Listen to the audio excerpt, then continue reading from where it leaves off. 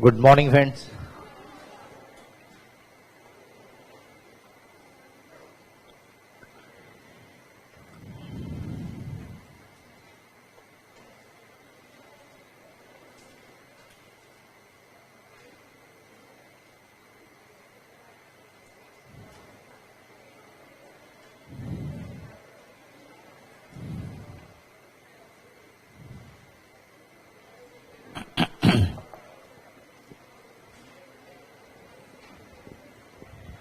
AS 20 देखेंगे। Earnings पर share.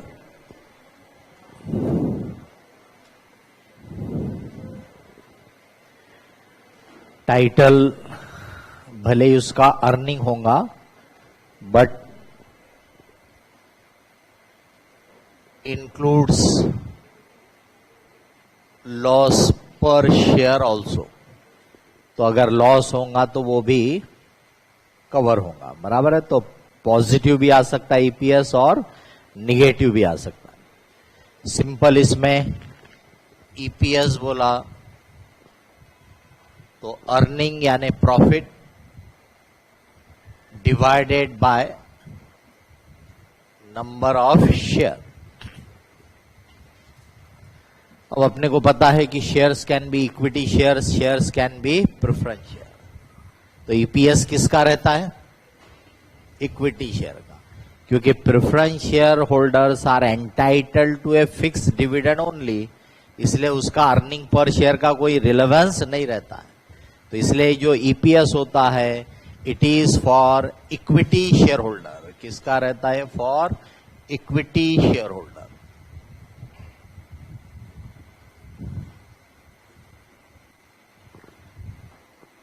अब इक्विटी शेयर होल्डर को ये जो अर्निंग है, प्रॉफिट है, वो किस फॉर्म में डिस्ट्रीब्यूट होती है?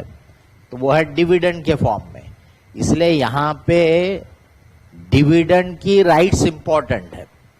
इसलिए आगे जो भी कैलकुलेशंस वगैरह होंगे वो डिविडेंड की राइट्स को ध्यान में रख के होते हैं। फॉर एग्जाम्पल, अगर मान लो कि वो कंपनी के आर्टिकल्स में है कि dividend will be given on the nominal amount, तो उस केस में पार्टली पेड शेयर और फुल्ली पेड शेयर अगर उनकी फेस वैल्यू सेम है तो वो दोनों बराबर माने जाएंगे फॉर दिस कैलकुलेशन। समझ रहे?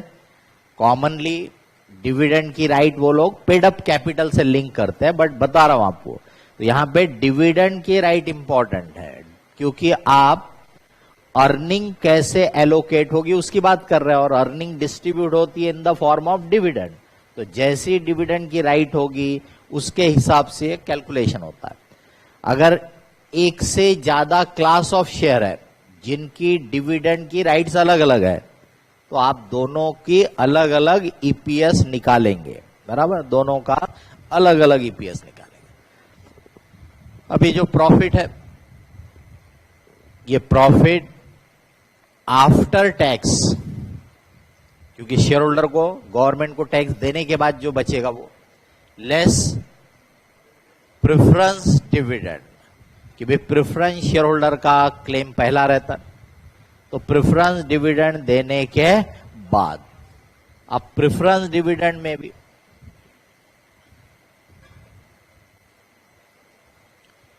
क्यूमुलेटिव प्रेफरेंस शेयर होंगे।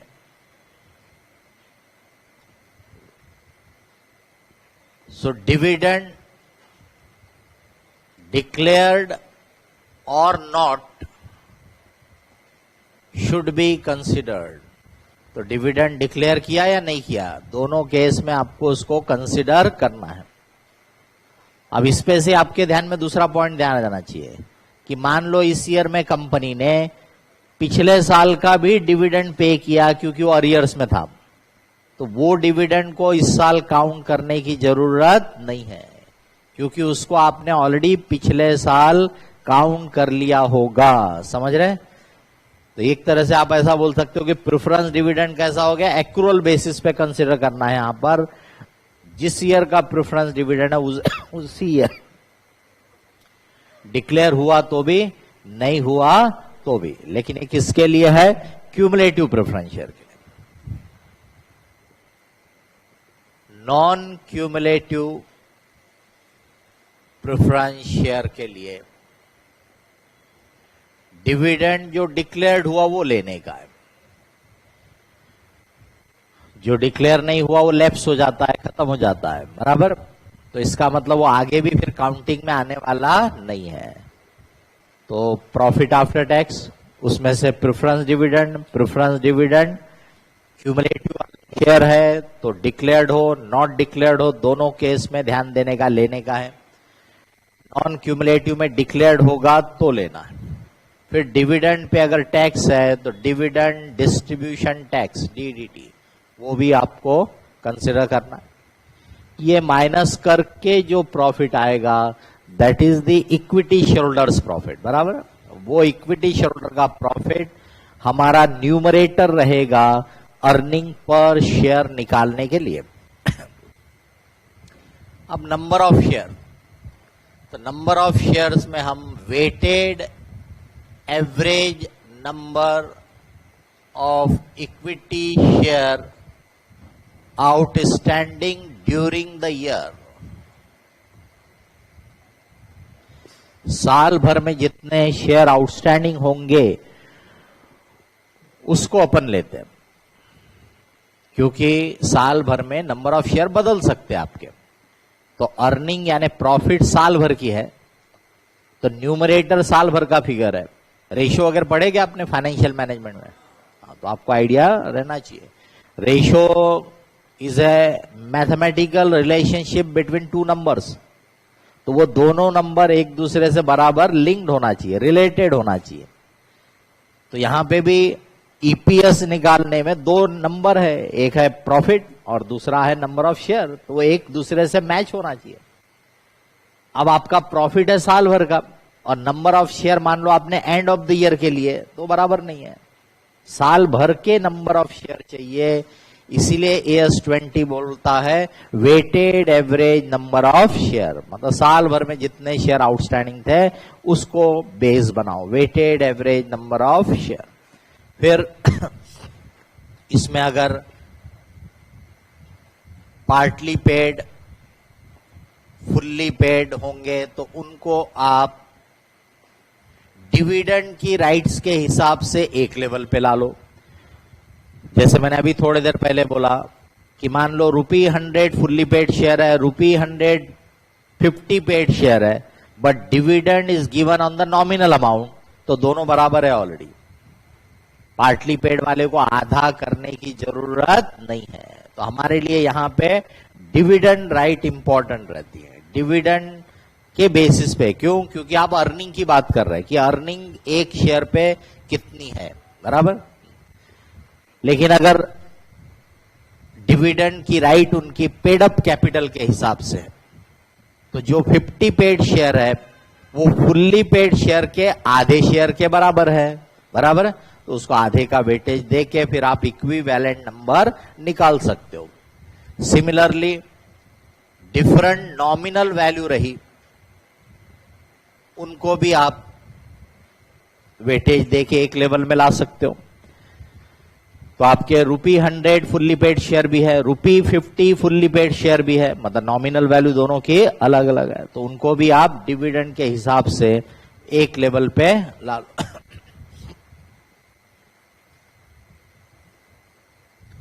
अब हम ये जो नंबर ऑफ शेयर देख रहे हैं, ये नंबर ऑफ शेयर जो एक्चुअल शेयर है उसकी बात कर रहे हैं, यानी हमारे फाइनेंशियल स्टेटमेंट के हिसाब से, बैलेंस शीट के हिसाब से जो एक्चुअल शेयर्स है उनकी बात कर रहे हैं।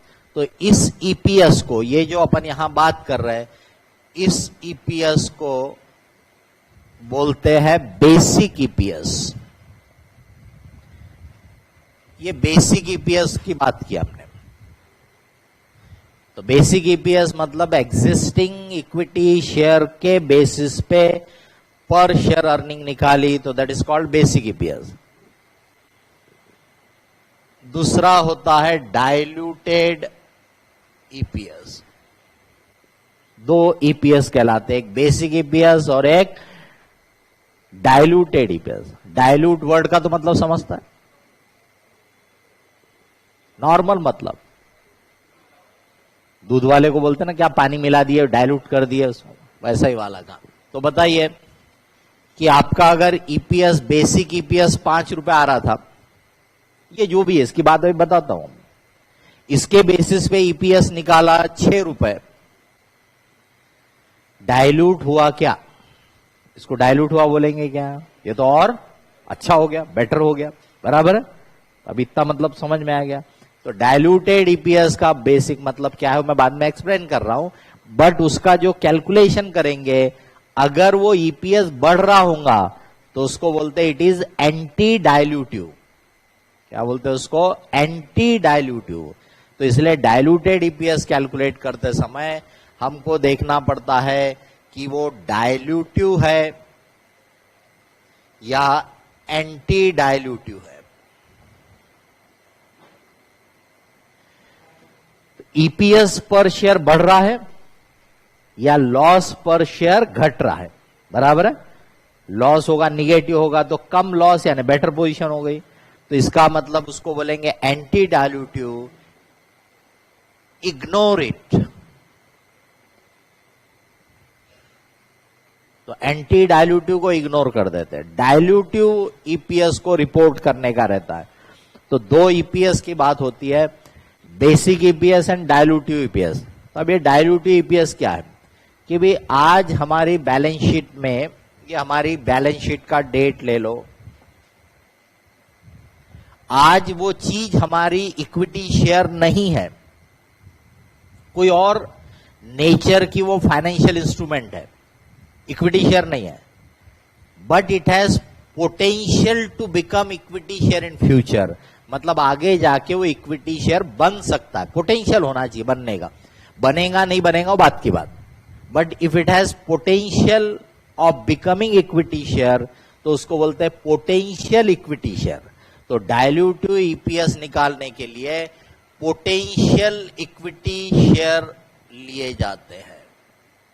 इन एडिशन टू दिस, मतलब इसके बदले में नहीं है, तो जो एक्चुअल इक्विटी शेयर है वो तो है ही, बट उसके साथ साथ जो आज की तारीख में शेयर नहीं है बट आगे शेयर बन सकता है, उसको भी हम इंक्लूड करते हैं। क्यों? तो सोच के देखिए आप, बेसिकली हम फाइनेंशियल स्टेटमेंट का फ्यूचर के बारे में फोरकास्टिंग करने के लिए, प्लानिंग करने के लिए यूज करते हैं।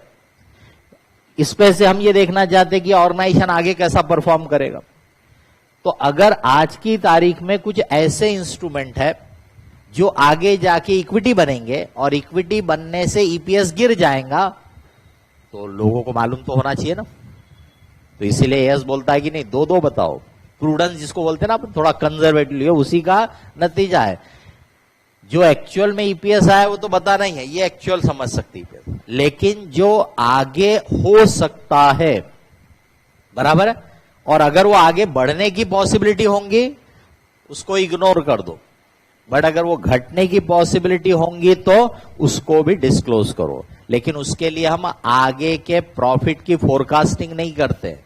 आज का जो प्रॉफिट है उसी के बेसिस पे, आज जो फाइनेंशियल इंस्ट्रूमेंट होंगे उसी के बेसिस पे, इसका मतलब अगले पीरियड में हम और इक्विटी शेयर इशू करेंगे, हमारा बिजनेस बढ़ाएंगे, फिर प्रॉफिट, वो सब नहीं।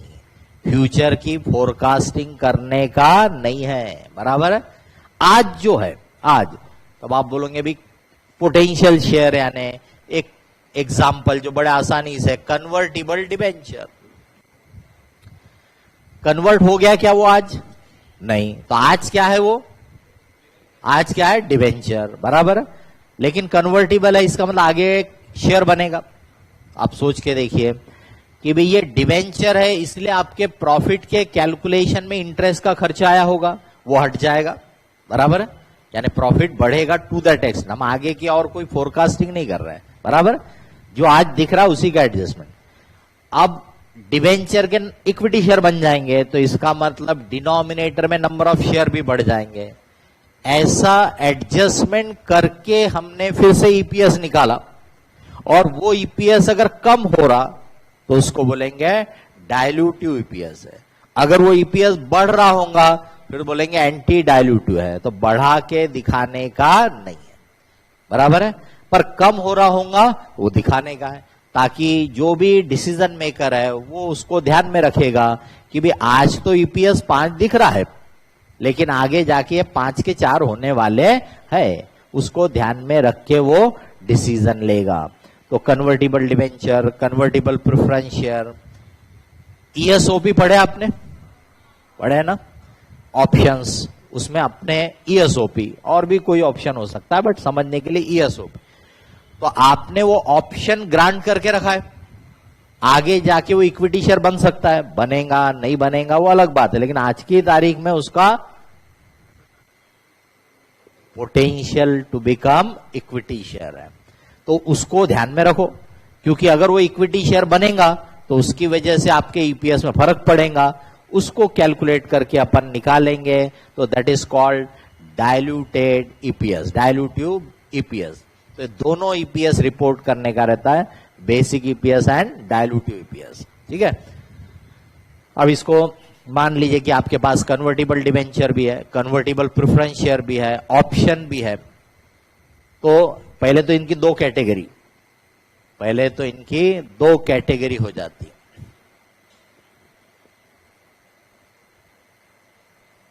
प्रोसीड्स ऑलरेडी रिसीव्ड,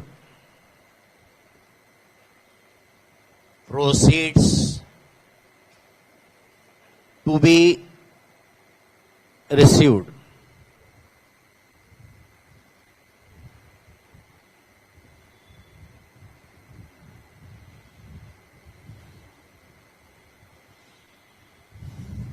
ये 3 नाम देखे यहां पे, ठीक है।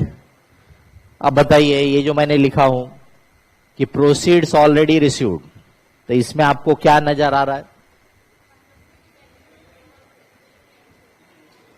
ये दोनों के पैसे ऑलरेडी आ चुके हैं। जब कन्वर्ट होंगे तो और पैसे आएंगे क्या? नहीं आएंगे। इसका मतलब पैसा ऑलरेडी आ चुका है।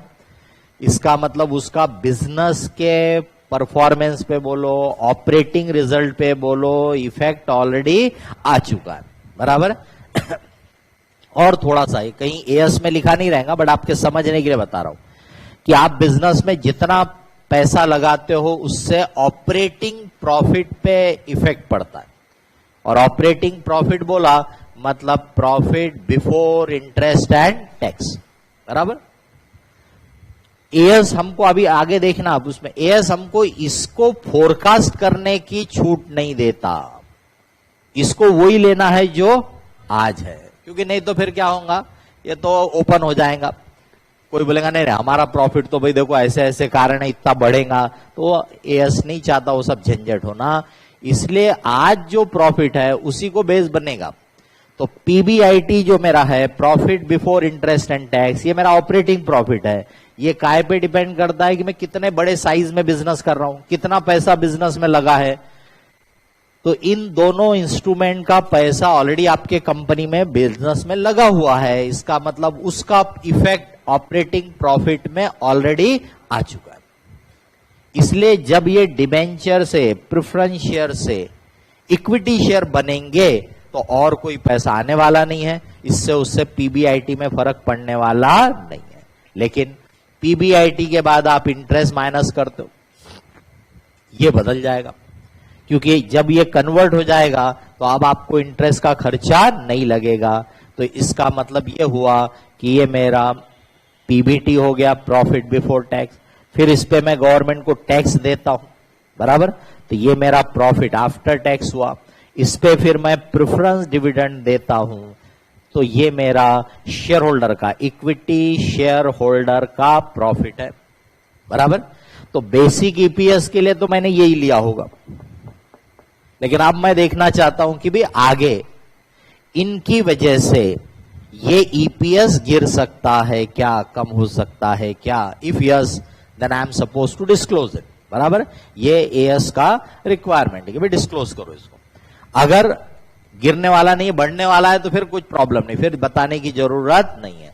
इसका मतलब बढ़ा चढ़ा के फ्यूचर के पिक्चर दिखाने की छूट नहीं है, बट कंजर्वेटिवली, कॉशियसली, अगर फ्यूचर में कुछ एडवर्स चीज दिख रही है तो बताओ, बराबर है, उसकी केयर लो, उसकी प्रिकॉशन लो। तो अब इसके लिए क्या करूंगा, देखिए मैं इसको जब मैं इक्विटी शेयर में कन्वर्ट करूंगा, बराबर है, तो कन्वर्शन माना जाता है कि जो भी होल्डर के एंगल से बेस्ट अगर चॉइस होंगी तो होल्डर के एंगल से जो बेस्ट कन्वर्शन होगा वो पकड़ना पड़ता है। तो भाई इसके कितने इक्विटी शेयर बनेंगे, इसके कितने इक्विटी शेयर बनेंगे, वो आपको काउंट करने का है, ठीक है। पैसा कुछ और आने वाला है नहीं, डिवेंचर हटेगा, इक्विटी आएगा, इसलिए पीबीआईटी पे कोई फर्क पड़ने वाला नहीं है। सिर्फ फर्क क्या पड़ेगा, इंटरेस्ट का खर्चा हटेगा। अब मान लो कि इंटरेस्ट का खर्चा है 1 लाख रुपए, तो 1 लाख जब मैं यहां खर्चा डालता हूं तो ये कम होता है, ये कम होता है तो टैक्स भी कम हो जाता है। एक मान लो 30% रेट है, तो इसका मतलब अगर 1 लाख का इंटरेस्ट का खर्चा मेरे पीबीटी को 1 लाख से कम करता है तो 30,000 जो गवर्नमेंट को जाने वाले थे वो बच जाते। इसका मतलब अल्टीमेटली हमारे पॉकेट से इंटरेस्ट नेट ऑफ टैक्स 70,000 ही गया है। तो इसलिए जब आप इसको इक्विटी में कन्वर्ट कर दोगे तो प्रॉफिट को जब बढ़ाने की बात आएंगी तो ये प्रॉफिट 1 लाख से नहीं बढ़ेगा, कितने से बढ़ेगा, 70,000 से बढ़ेगा net of tax. Preference dividend अगर मैं 1 लाख दे रहा था तो ये आफ्टर टैक्स प्रॉफिट से था, इसकी वजह से टैक्स में कोई सेविंग नहीं होती है, इसलिए जब मैं डिविडेंड ऐड बैक करूंगा तो पूरा 1 लाख ऐड बैक होगा। लेकिन जब डिवेंचर का इंटरेस्ट ऐड बैक करूंगा तो वो नेट ऑफ, तो ये तो आप टैक्स के स्टूडेंट हो, तो आपको बताने की भी जरूरत नहीं होना चाहिए, फिर भी हम बताते रहते, बराबर है। तो वो एडजस्टमेंट करते समय तो हम क्या करेंगे, ये प्रॉफिट ऑलरेडी यहां पे लिया था, मतलब डायलूटेड ईपीएस इसी से आगे बढ़ता है, इसी से आगे बढ़ता है, इसी प्रॉफिट को स्टार्टिंग पॉइंट लोगे, इसी नंबर ऑफ शेयर को स्टार्टिंग पॉइंट लोगे। तो ये नंबर प्रॉफिट प्लस माइनस क्या होगा, interest net of tax, preference dividend. और अगर ऑप्शन की बात करोगे तो ऑप्शन में देखिए पैसा आगे आने वाला है, तो जब पैसा बिजनेस में और आएगा तो बट नेचुरल है मेरा पीबीआईटी भी तो बदलेगा ना, तो फिर वो तो चक्कर हो जाएगा कि फिर कितना बदलेगा, क्या हिसाब से लोगे। इसलिए एएस ने उसका रास्ता बताया, जो मैं भी वैसे ही बोलूंगा तो आपको क्लिक नहीं होगा, बाद में अपन कैलकुलेट करेंगे तब समझ में आ जाएगा कि एएस ने अपने को रास्ता बताया कि भाई ये जो ऑप्शंस है अगर ये फेयर वैल्यू पे होंगे, अगर ये फेयर वैल्यू पे होंगे तो इसका मतलब ये हुआ कि जिस हिसाब से नंबर ऑफ शेयर बढ़ेंगे उसी हिसाब से पैसा भी बढ़ेगा, पैसा बढ़ेगा तो पीबीआईटी बढ़ जाएगा, बराबर। तो इसका मतलब सेम हिसाब से ऊपर प्रॉफिट भी बढ़ेगा, नीचे नंबर भी बढ़ेंगे, तो उससे आपके ईपीएस पे कोई फर्क नहीं पड़ता, इसलिए उसको इग्नोर कर दो अगर आपने फेयर वैल्यू पे कर रहे होंगे तो। लेकिन जनरली क्या होता है, अपन ने पढ़ा है, ये ऑप्शंस वगैरह फेयर वैल्यू से कम में देते हो आप, तो फेयर वैल्यू से कम में दे रहे, इसलिए उसका अपन फिर कैलकुलेशन करते हैं कि ये ऑप्शन के 2 टुकड़े करते हैं। तो मान लो 1 लाख शेयर है, तो 1 लाख शेयर में अपन कैलकुलेट करेंगे कि फेयर वैल्यू पे इशू कर रहे ऐसे कितने शेयर है, और बाकी के शेयर को बोलेंगे फ्री वाले शेयर। वो उसका कैलकुलेशन आप जब देखोगे तो समझ जाएगा। तो मान लो कि भी 75,000 share for full fair value आए, 25,000 शेयर फ्री आ गए, तो सिर्फ 25,000 शेयर को आप डिनोमिनेटर में लोगे, क्योंकि उसकी वजह से जो पैसा आने वाला है वो अपन ने 75,000 शेयर भी छोड़ दिया और जो पैसा आने वाला है उसका इफेक्ट भी छोड़ दिया। तो इसका एडजस्टमेंट अलग होगा, इनका एडजस्टमेंट अलग होगा, दोनों डायलूटिव है, पर फर्क क्या है, अब इसमें पैसा आएगा तो पीबीआईटी भी तो बदलेगा ना, तो वो तो करना नहीं है, इसीलिए उन्होंने उसका ऐसा रास्ता निकाला कि हम वो नंबर्स पे से 2 टुकड़े कर डालेंगे, number of share which is issued for full consideration बोलो या एट फेयर वैल्यू बोलो, और बचे हुए जो शेयर रहेंगे वो फॉर फ्री हो जाएंगे, बराबर। अब सवाल ये उठता है कि अगर मान लो तीनों टाइप, अगर एक ही है कोई भी तब तो प्रॉब्लम नहीं है, लेकिन अगर तीनों है हमारे, डिवेंचर भी है कन्वर्टिबल, प्रेफरेंस शेयर भी है कन्वर्टिबल, और ऑप्शंस भी है, तो सवाल उठता है कि भाई अब मैं डायल्यूटिव है कि एंटी डायल्यूटिव कैसे देखूंगा? क्या मैं तीनों को मिला लूं और फिर उसके बाद जो आएगा उस पे से, या मैं एक को मिलाऊं देखूं, फिर उसको हटाऊं, दूसरे को मिलाऊं देखूं, फिर उसको हटाऊं, तीसरे को मिलाऊं और देखूं, ऐसा? द आंसर इज नो, ये दोनों रास्ते अलाउड नहीं है। तो फिर क्या है? फिर हमको ये देखना पड़ेगा कि तीनों में सबसे ज्यादा डायल्यूटिव नेचर किसका है। तो उसके लिए हमको ये देखना पड़ेगा कि इसकी वजह से प्रॉफिट पे कितना इफेक्ट आ रहा और नंबर पे कितना इफेक्ट आ रहा, बराबर? तो उसको बोलेंगे प्रॉफिट पर शेयर, इंक्रीमेंटल प्रॉफिट पर शेयर, एडिशनल प्रॉफिट पर शेयर। जैसे मैंने अभी थोड़ी देर पहले आपको डिबेंचर पे बोला, 1 लाख का इंटरेस्ट, 30,000 का टैक्स, तो 70,000 से प्रॉफिट बढ़ रहा। फिर देखने का कि नंबर ऑफ डिबेंचर कितने से बढ़ रहे, तो 70,000, मान लो नंबर ऑफ डिबेंचर्स बढ़ रहा है से 10,000, तो 70,000 डिवाइडेड बाय 10,000 तो कितना आ गया? 7 रुपए, 7 रुपीज। तो 7 रुपी इंक्रीमेंटल प्रॉफिट पर शेयर आ रहा है इसमें। ऐसी इसका कैलकुलेट करो, ऐसी इसका कैलकुलेट करो। जिसका इंक्रीमेंटल प्रॉफिट पर शेयर सबसे कम, वो सबसे ज्यादा डायल्यूटिव। तो फिर उसको रैंकिंग दो, जो सबसे ज्यादा डायल्यूटिव है वो नंबर 1, जो फिर सेकंड, फिर नंबर 3। अभी समझने के लिए मान लो कि भाई ये सबसे डायल्यूटिव है, फिर ये है, फिर ये है, ठीक है? तो फिर हम क्या करेंगे चेक करने के लिए? बेसिक ईपीएस का डाटा, प्रॉफिट नंबर, इसमें सबसे डायल्यूटिव ये था, इसके नंबर कितने वो जोड़ेंगे, इसका प्रॉफिट में कितना इफेक्ट, तो इसका प्रॉफिट में 0 इफेक्ट आ जाए वो जोड़ेंगे और कैलकुलेट करेंगे। अगर बेसिक ईपीएस से ये ईपीएस कम हो गया मतलब ये डायल्यूटिव है, और अगर बेसिक ईपीएस से मान लो ये बढ़ गया, मान लो ये एंटी डायल्यूटिव है, अब ये सबसे ज्यादा डायल्यूशन वाला ही एंटी डायल्यूटिव है, तो आगे वाले टेस्ट करने की भी जरूरत नहीं, वो सब एंटी डायल्यूटिव है। लेकिन अगर ये डायल्यूटिव है तो इसको वहां से निकालेंगे नहीं कैलकुलेशन में से, इसको वहीं रखेंगे। सेकंड जो मोस्ट डायल्यूटिव था उसका डाटा ऐड करेंगे, बराबर? पहले वाले को हटाया नहीं, सेकंड वाले को जोड़ दिया। अब देखेंगे कितना आ रहा। पिछले से ये ईपीएस कम हुआ मतलब डायल्यूटिव है, पर पिछले वाले से ये बढ़ गया, इसका मतलब ये तो डायल्यूटिव था, बट ये जो था ये आपका क्या हो गया? एंटी डायल्यूटिव हो गया, बराबर? लेकिन अगर इसमें भी ईपीएस कम हुआ तो फिर तीसरे वाले को जोड़ेंगे, फिर देखेंगे कि पिछले से ईपीएस कम हुआ कि नहीं हुआ। अगर कम हुआ मतलब ये भी डायल्यूटिव है, मतलब फिर तीनों का इंक्लूजन हो जाएगा। पर अगर ईपीएस बढ़ा होगा तो इसको बोलेंगे एंटी डायल्यूटिव है, फिर इसको छोड़ दो, बाकी दो को। इस तरीके से डिसाइड होता है कि वो डायल्यूटिव है या एंटी डायल्यूटिव।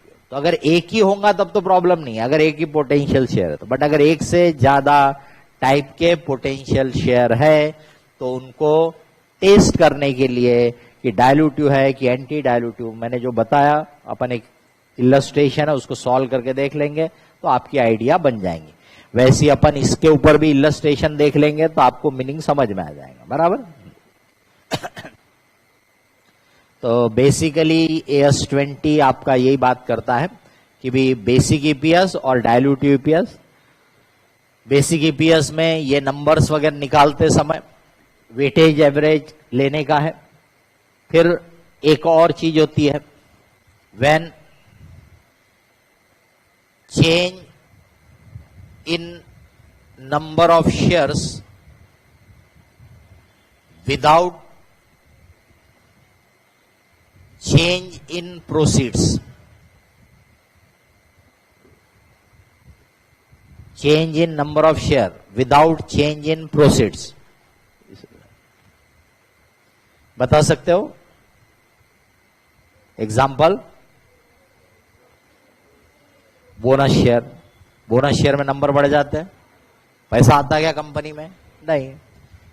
शेयर स्प्लिट या डिवीजन, सब डिवीजन वगैरह अपन पढ़े थे ना, तो आपके नंबर बदल जाते हैं पर प्रोसीड्स पे, पैसे पे कोई फर्क नहीं पड़ता है। कंसोलिडेशन, नंबर ऑफ शेयर कम हो जाते हैं, बट पैसे पे कोई फर्क नहीं पड़ता। तो इनका एडजस्टमेंट जो है वो ऑल द पीरियड प्रेजेंटेड में देना पड़ता है। भले ही बोनस आपने कब दिया, मान लो बोनस आपने इसी ईयर में दिया होगा, लेकिन आप जैसे कंपेरेटिवली अपन कम से कम 1 साल का तो डाटा देते ही है, वो कंपनी लॉ का रिक्वायरमेंट है कि आप करंट ईयर का भी देते हो और पिछले साल का भी देते हो, बराबर। तो आपको करंट ईयर पे भी इसका इफेक्ट देना है और पिछले साल वाले पे भी इसका इफेक्ट देना है। मान लो आप ईपीएस 3 साल का डिस्क्लोज कर रहे हो, करंट ईयर और पिछले 2 साल, तो बोनस आपने इस साल भी किया होगा तो भी उसका ईपीएस में पिछले साल, उसके पिछले साल भी प्रोपोर्शनेट या प्रोराटा इफेक्ट देना पड़ता है। और बड़ा लॉजिकल है, अगर वो नहीं दोगे तो मिसलीडिंग हो जाएगा, समझ रहे हैं? क्योंकि आपके मन में आएगा ऐसे क्यों, तो बोनस तो अभी, उसका कारण यह है कि वो सिर्फ नंबर बदल रहा है, पैसा तो वैसे भी नहीं आया था। इसलिए अगर आप उसको सिर्फ करंट पीरियड में इफेक्ट दोगे और पुराने में नहीं दोगे तो उसका, मैं ऐसी सिंपल फिगर बोलता हूं, पिछले साल 10 लाख कमाया, नंबर ऑफ शेयर 1 लाख, तो ईपीएस कितना था, 10 रुपए, बराबर। इस साल 12 लाख कमाया, नॉर्मल जैसे बिजनेस में थोड़ा इंक्रीज हो गया, नंबर ऑफ शेयर 2 लाख, क्योंकि 1 पे 1 बोनस दिया, 1 पे 1 बोनस दिया, ईपीएस कितना आ गया। अब आप अपने फाइनेंशियल स्टेटमेंट में लिखोगे कि भैया करंट ईयर में हमारा ईपीएस 6 रुपए है, पिछले साल हमारा ईपीएस 10 था। बताइए पढ़ने वाला उसका क्या मतलब निकालेगा कि ये कंपनी की प्रॉफिटेबिलिटी गिर रही है। क्या सही में प्रॉफिटेबिलिटी गिरी क्या?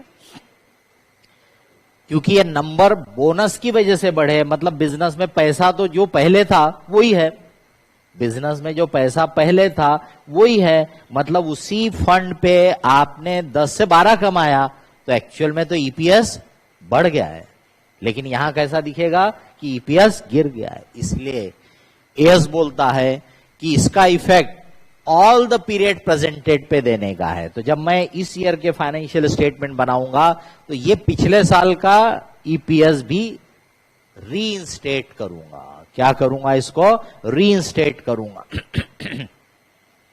मैंने 1 पे 1 बोनस दिया, मतलब 1 के 2 बना दिया, तो पिछले बार भी उसी रेशियो में, मैं उसी प्रोपोर्शन में बढ़ा दूंगा। हर बात को सुनना चाहिए। क्या बोला मैंने? उसी रेशियो में बढ़ा दूंगा। मैंने ये नहीं बोला कि 1 लाख बोनस के शेयर उसमें ऐड कर दूंगा करके।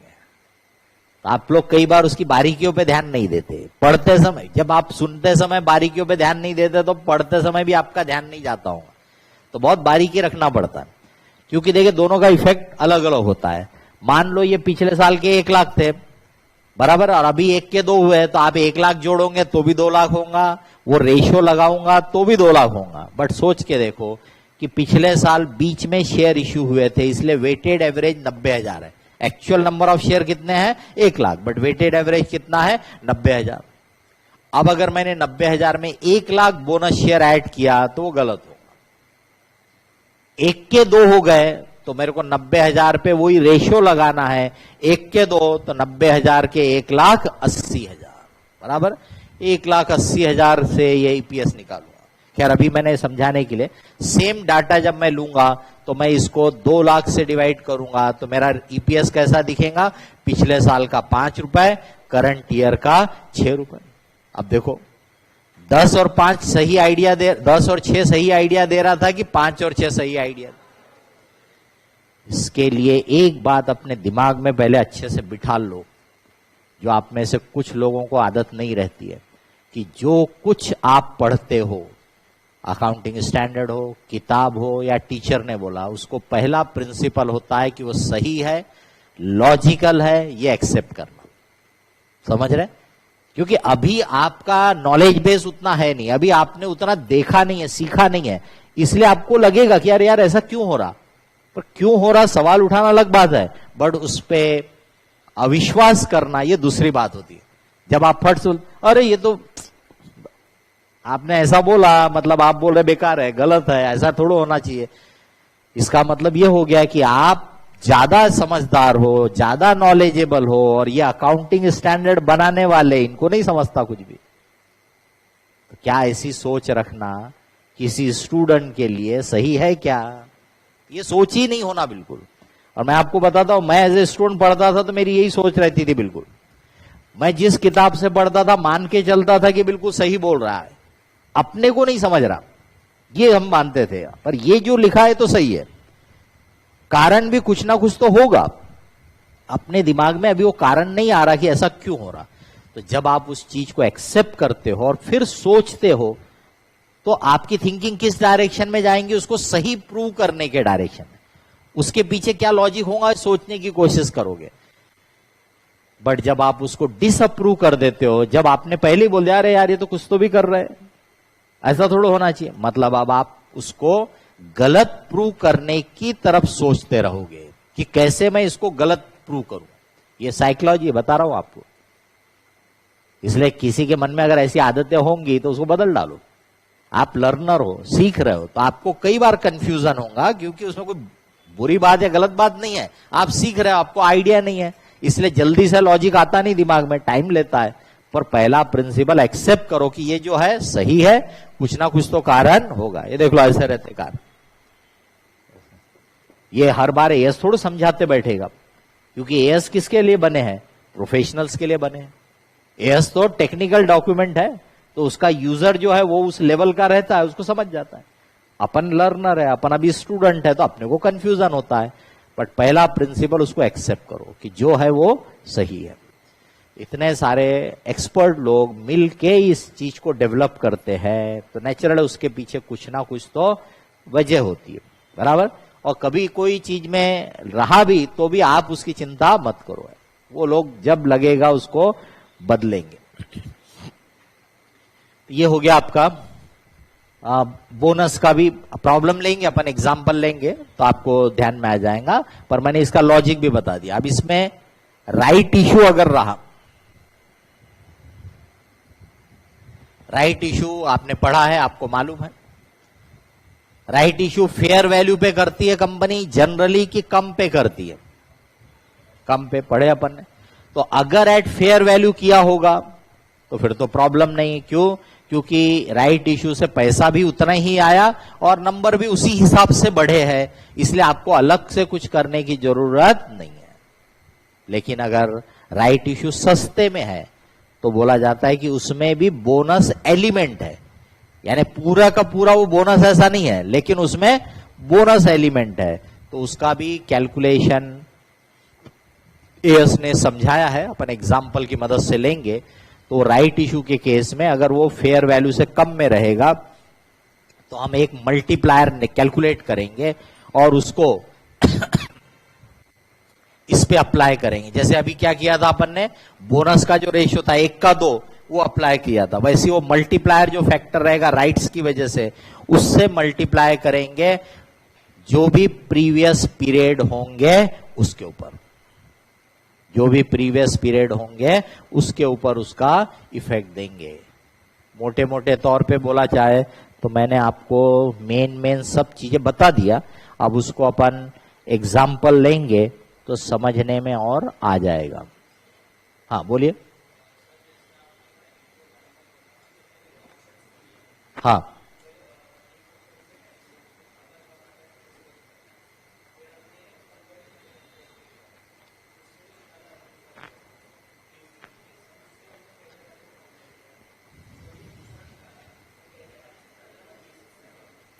पहले वाले से नहीं कंपेयर करने का, आपने जो इमीडिएट उसके ऊपर वाला है उससे कंपेयर करने का। हाँ, इसीलिए मैंने बार बार बोला कि पिछले से अगर कम है तो डायल्यूटिव, पिछले से ज्यादा है तो एंटी डायल्यूटिव, यानी वापस बेसिक से नहीं देखने का है।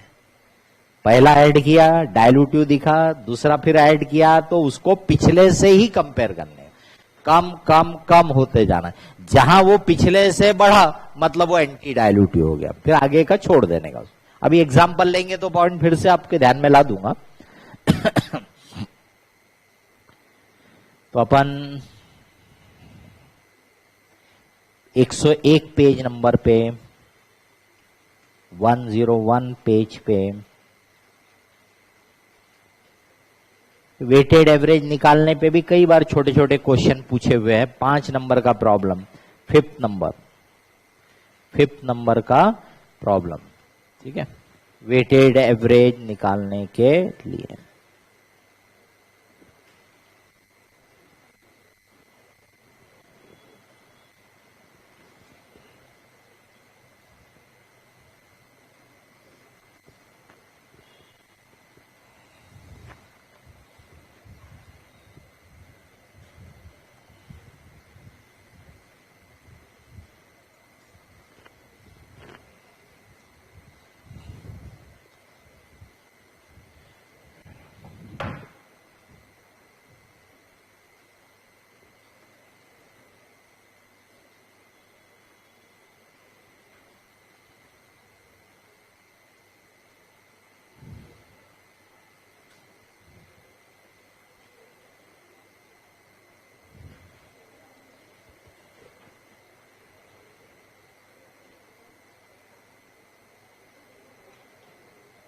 इसको किसी को बोलना मेरी वाटर बॉटल ऊपर है तो भेज देंगे।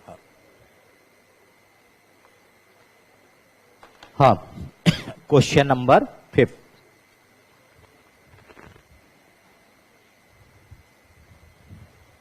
Page number 101।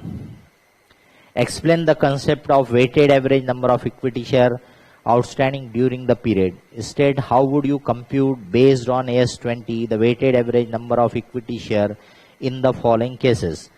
1 अप्रैल को उसके 4,80,000 शेयर है, 31 अगस्त को 3,60,000 शेयर उसने इशू किया, 1 फरवरी को उसने 1,80,000 शेयर बायबैक कर लिया, तो 31 मार्च को उसका क्लोजिंग बैलेंस हो गया 6,60,000 शेयर।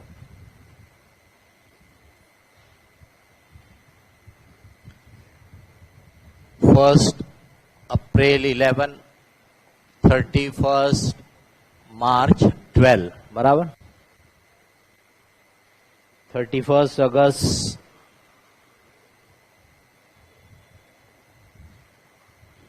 फिर 1 फरवरी,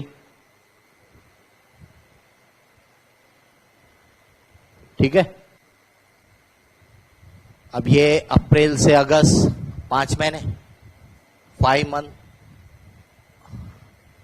ये आपके 5 मंथ है, देखो जरा, फरवरी और मार्च 2 मंथ, ठीक है। आपके जो नंबर ऑफ शेयर थे वो इस पीरियड में 4,80,000 थे, यहां पे आपने 3,60,000 शेयर इशू किए, तो 480 में 360 ऐड हो गया, तो इसका मतलब इस पीरियड में आपके नंबर ऑफ शेयर कितने हो गए? 8,40,000।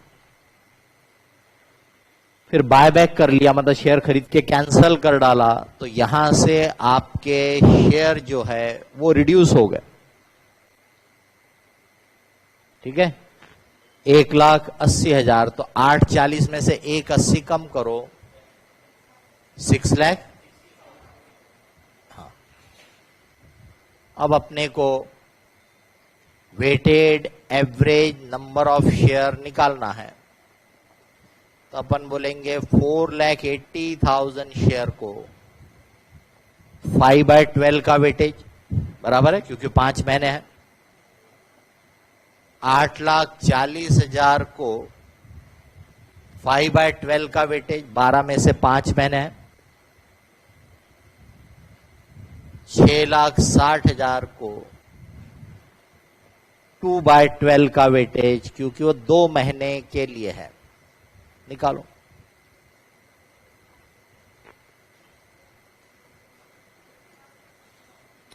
कितना कितना बोले? 6,60,000, 660 बराबर, गड़बड़ नहीं की है ना? 6,60,000, ठीक है। 6,60,000 ये आपका वेटेड एवरेज नंबर इस तरीके से निकाला। और weighted average number of share. दूसरा तरीका ये आप देख सकते हैं कि भाई मेरे 4,80,000 शेयर ओपनिंग डेट पे है, मतलब इसको मैं बोलूंगा पूरे साल भर के लिए, बराबर है, बिगिनिंग से है, इसलिए बोलूंगा कि ये पूरे साल भर के लिए 12/12 का वेटेज प्लस ये जो 3,60,000 शेयर मैंने इश्यू किए, ये शेयर मैंने ये डेट को इश्यू किए, यहां से लेके यहां तक, मतलब 7 मंथ तक है वो शेयर, बराबर है। तो इसलिए उसका वेटेज दूंगा 7/12, 7 महीने तक है, गिनती लगा सकते हो, सितंबर से लेके मार्च तक। अब मैंने शेयर कम कर दिए तो नेचुरल है मेरा एवरेज वो रिड्यूस करेगा, पर वो जो कम हुए सोच के देख लो, अगर मैं बिल्कुल बिगिनिंग में कम कर देता तो मतलब पूरे 12 महीने के लिए वो रिडक्शन रहता था, पर मैंने तो यहां किया, इसका मतलब वो जो रिडक्शन है 1,80,000 का, वो 12 में से सिर्फ 2 महीने के लिए अप्लीकेबल है। निकालो, आ गया 6 लाख। ये वेटेड एवरेज है, ऐसा भी निकाल सकते हो, ऐसे भी निकाल सकते हो। मेरे हिसाब से ये आपको ज्यादा अच्छा रहेगा, खास करके ज्यादा चेंजेस होंगे तो आप पूरे पीरियड का ब्रेकअप कर लो, कितने पीरियड में कितने थे, यानी इसमें निगेटिव का कोई चक्कर नहीं रहेगा, बराबर है, इसमें निगेटिव का कोई चक्कर नहीं। इसमें कैसा है, कब बढ़े और कब घटे, तो बराबर माइनस करने का ध्यान रखना है, तो आएगा वही। अगर आपने ठीक से कैलकुलेट किया तो ऐसे भी निकल सकता है, ऐसे भी निकल सकता है। तो ये जो नंबर है ये साल भर के नंबर ऑफ शेयर्स को रिप्रेजेंट करता है, बराबर है, ये साल भर के शेयर्स को रिप्रेजेंट करता है। अब अपन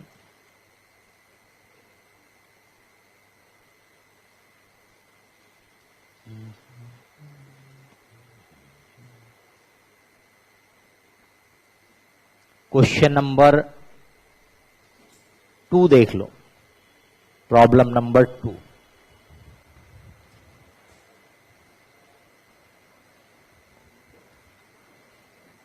problem number 2, in April 2004 a limited company issued 1,20,000 equity share of 100 each. 50 per share was called up on that date, which was paid by all shareholders. The remaining rupees 50 was called up on 1st September. All shareholders paid the sum in September 2004 except one shareholder having 24,000 shares. The net profit for the year ended 31st March 2005 is rupees 2,64,000 after dividend on preference share and dividend distribution tax 64,000.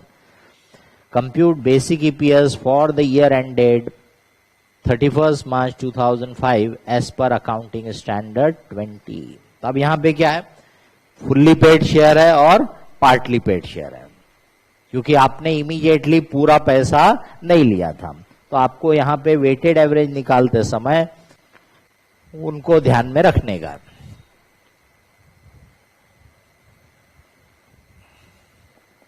First April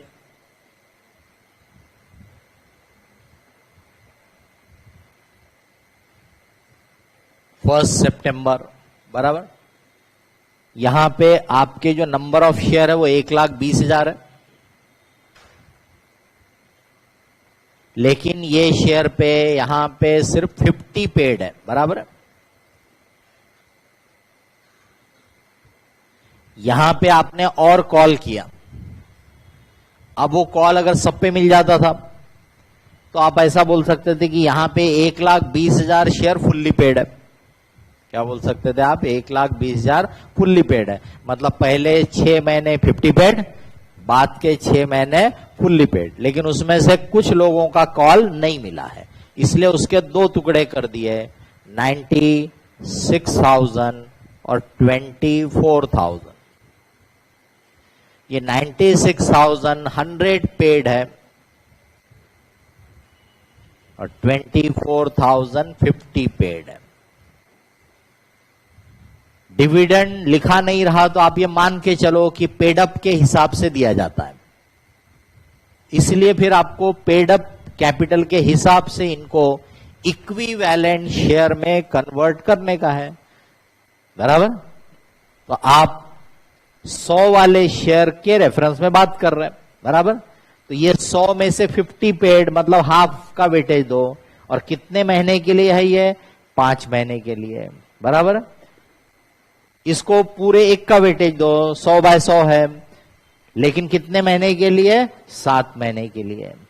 इसको weightage दो 50 का, लेकिन कितने महीने के लिए? यानी आधे का वेटेज दो, लेकिन कितने महीने के लिए? 7 महीने के लिए। ऐसे निकालो, दूसरे तरीके से भी निकलेगा। तो वेटेड एवरेज नंबर ऑफ, ये इक्विवेलेंट टू अपन क्या कर रहे हैं? फुल्ली पेड शेयर के बराबर, यानी ₹100 शेयर के बराबर इक्विवेलेंट अपन निकाल रहे हैं। तो 1,20,000, दो चीज पे ध्यान देना, पेड अप में भी फर्क है और टाइम का भी देना है। यहां पे क्या था? सिर्फ टाइम को देखना था, क्योंकि शेयर सब जो थे आपने नए इशू किए वो भी फुल्ली पेड है, पहले क्या है वो भी फुल्ली पेड है, बाय बैक किए वो भी पूरे के पूरे। इसका मतलब वहां पे वो एक बराबर थे पेड अप के हिसाब से। यहां पे क्या है? पेड अप का भी फर्क है, टाइम का भी फर्क है। तो इसको पहले मैंने फुल्ली पेड के कंपैरिजन में, ये क्या है? 50 पेड है, हाफ, बराबर। फिर टाइम का भी वेटेज देना है, कितने महीने के लिए है ये? 5 मंथ्स के लिए। तो 5/7 प्लस अलग अलग निकालना है तो अलग अलग भी निकाल सकते हो। 96,000 100/100 है, मतलब 1 है, और 1 से मल्टीप्लाई नहीं भी किया तो चलता है, पर टाइम का तो वेटेज देना पड़ेगा ना। 7 महीने के लिए 24,000 पे ही था ना डिफॉल्ट, हाँ। प्लस ये जो 24,000 है ये 50 पेड है, यानी आधे का वेटेज। 7 मंथ्स के लिए 7/12 निकालो। क्या बोले? 5/12, हाँ, ये मैंने 7 लिख दिया गलती से, 5/12। 88,000, 88,000, ठीक है। अब इसी को आप बोल सकते कि 1,20,000 हाफ पेड पूरे 12 महीने के लिए, पूरे 12 महीने के लिए, आधा पेड तो है ही ना, पूरे 12 महीने के लिए, बराबर। फिर प्लस 96,000 हाफ पेड, अब वो दोनों 50-50 रुपए है। अगर वो बदल देता, पहले वाले को 60 मांगता, बाद में 40 मांगता, तो थोड़ा आपको और डिस्टिंक्शन ध्यान में आता था। तो हाफ पेड बट फॉर ये जो था 7 मंथ, निकालो, आ गया ना बराबर। अब इसमें क्या किया कि भाई 50 पेड वाला शेयर था, उसको पूरे 12 महीने के लिए पहले पकड़ लिया, क्योंकि वो तो पेड हो गया, मतलब पेड है पूरे पीरियड के लिए, बराबर।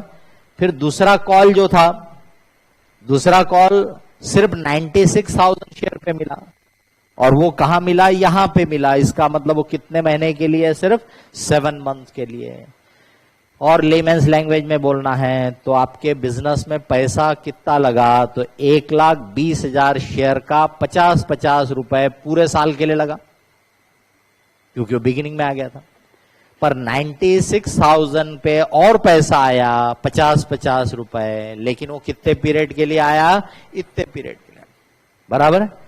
तो इसका मतलब आपके पास एक तरह से 88,000 शेयर आपने बोले, यानी कि इक्विवेलेंट टू 100 रुपए के रेट से 1,20,000 इंटू 50 रुपए कितना होता है? 60 लाख रुपए, बराबर। 60 लाख रुपए हो गया वो पूरे साल। 96,000 इंटू 50 रुपीज, बट फॉर 7/12, क्योंकि 7 महीने के लिए चाहिए वो। 28 लाख, इसका मतलब equivalent to 28 lakh for the year. तो देख लो 60 लाख पूरे साल के लिए था, उसका 28 लाख पूरे साल के लिए, इक्विवेलेंट टू 28 लाख, इसका मतलब 88 लाख रुपए। 88,000 शेयर 100 रुपए वाले, यानी कितना हो गया 88 लाख रुपीज आपके साल भर बिजनेस में लगा है, ऐसा मतलब निकल गया। ठीक है, अब इसमें उसने हमको जो प्रॉफिट दिया वो साल भर का प्रॉफिट है। Profit after tax and preference dividend 2,64,000। तो basic EPS 2,64,000 divided by 88,000 share, divided by 88,000 share, कितना आया 3 रुपीज। अब थोड़ा सा भी आपने ध्यान देने में गड़बड़ किया और गलत करके आओगे। जैसे उसने आपको जानबूझ करके देखिए प्रेफरेंस डिविडेंड और डिस्ट्रीब्यूशन टैक्स भी दिया, जबकि वो पहले ही क्लैरिफाई कर रहा कि नेट प्रॉफिट आफ्टर डिविडेंड इतना है, इसका मतलब वो ऑलरेडी डिविडेंड कट करने के बाद का है। अब अपन ने और 64,000 माइनस किए उस पे, तो हो गया फिर तो। और करेंगे बहुत सारे बच्चे, पता है, क्योंकि वो आदत नहीं डालते इंटरप्रिटेशन की। अगर वही क्वेश्चन में वो लिख दे कि भी नेट प्रॉफिट 264 है और डिविडेंड इतना है, तब हम बोलेंगे नेट प्रॉफिट का मतलब नेट प्रॉफिट है, वो डिविडेंड के पहले वाले को बोलते हैं नेट प्रॉफिट। यहां पे लिख के थोड़ी देर पहले बताया था। तो नेट प्रॉफिट बोलता और बोलता डिविडेंड इतना है, तो फिर हम उसमें से डिविडेंड माइनस करते हैं। यहां ऑलरेडी वो लिख रहा है कि प्रॉफिट आफ्टर डिविडेंड। ठीक है, तो ऐसी छोटी छोटी बातों पे ध्यान रहना चाहिए। ये है fully paid, partly paid share रहे तो उसको आपको ऐसे इक्विवेलेंट में कन्वर्ट करने की जरूरत है।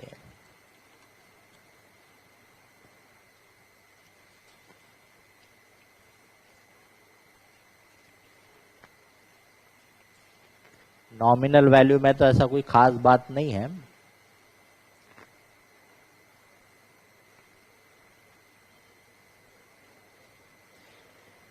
पेज नंबर 91 पे, पेज नंबर 91 पे इलस्ट्रेशन नंबर 14 दिया है। इलस्ट्रेशन 14 पेज नंबर 91 पे।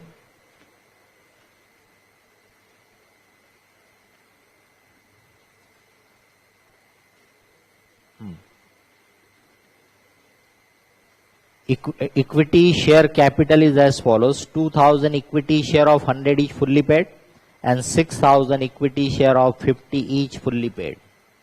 तो या तो हम इसको ₹100 वाले में कन्वर्ट कर लें या ₹50 वाले में कन्वर्ट कर दें कि डिविडेंड राइट्स आर सेम। इसका मतलब दोनों पे वैसे ऐसा लिख दिया, actually dividend rights are same मतलब एक्चुअली पेड अप अमाउंट के हिसाब से डिविडेंड राइट सेम है दोनों टाइप के शेयर में। 2,000 शेयर पे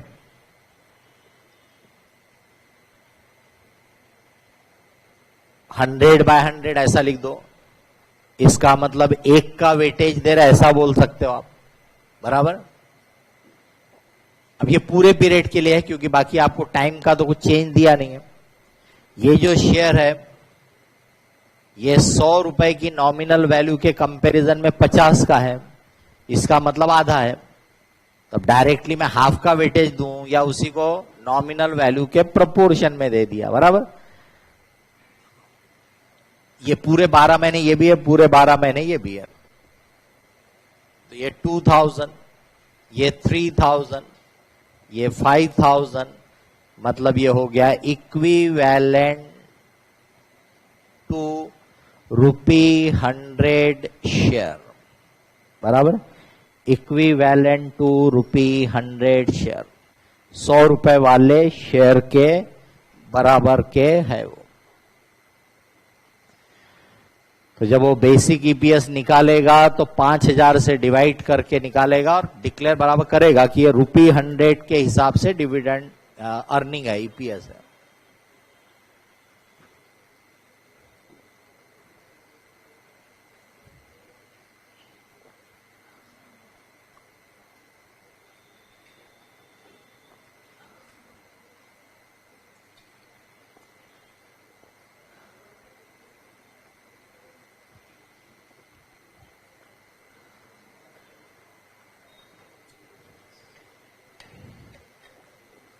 कोई क्वेश्चन, कोई पॉइंट है तो बताइए।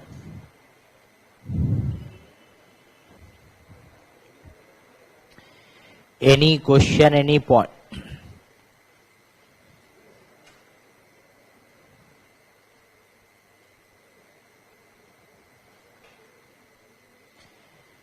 इलस्ट्रेशन 8 देखो पेज 89 पे। इलस्ट्रेशन 8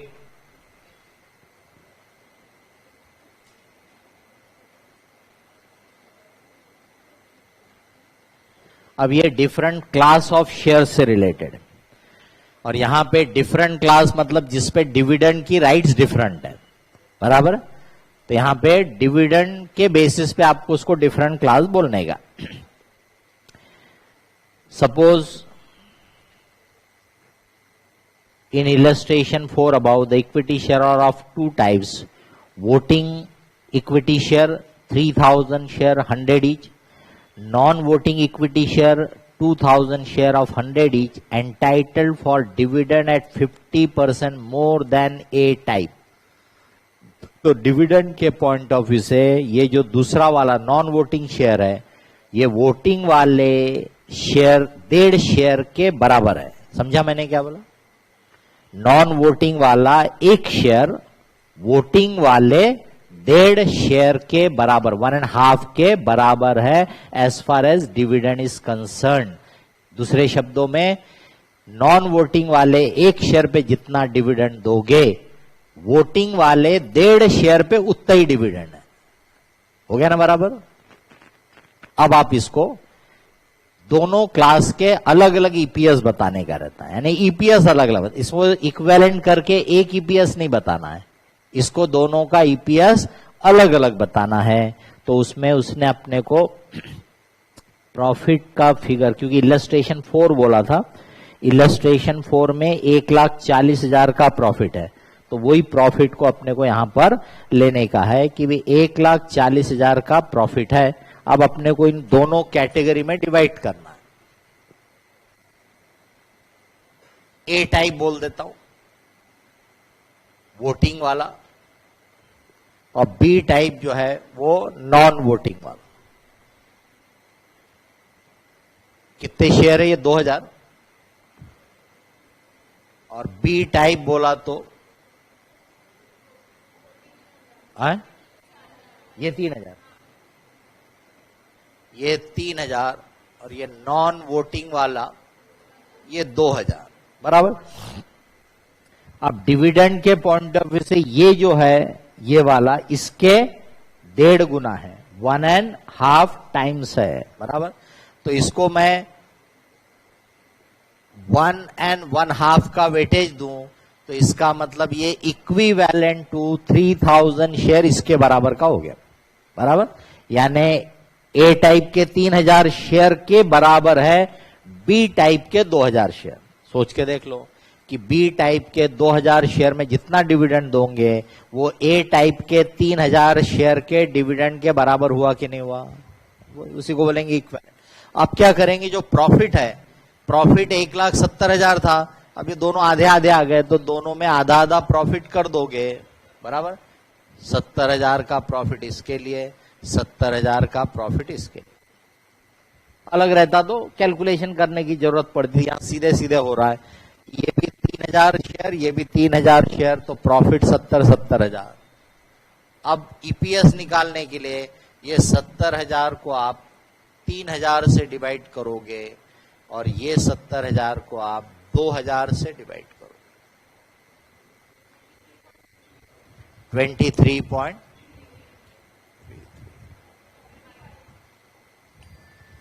इसका 1.5 गुना रहेगा, देख लो आप, 1.5 टाइम्स, बराबर। तो 2 ईपीएस वो डिक्लेयर करेगा कि भी एक ए टाइप शेयर है, वोटिंग शेयर है, और एक बी टाइप शेयर है। तो ए टाइप शेयर का वो बोलेगा ईपीएस है 23.33 और बी टाइप शेयर का ईपीएस है 35, बराबर।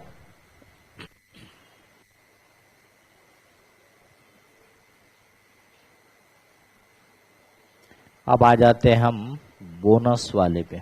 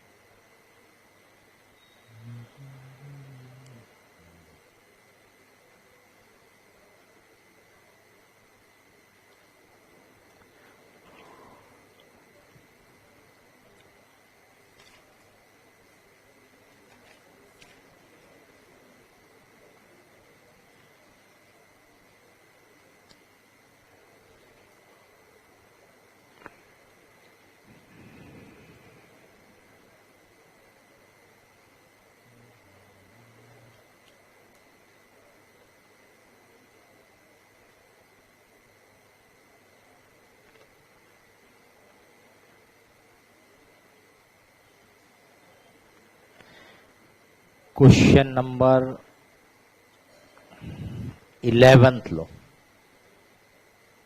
11।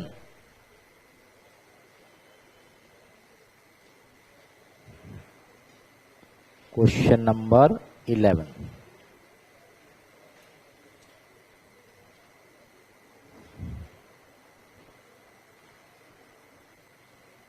इसको हटा ही देते हैं।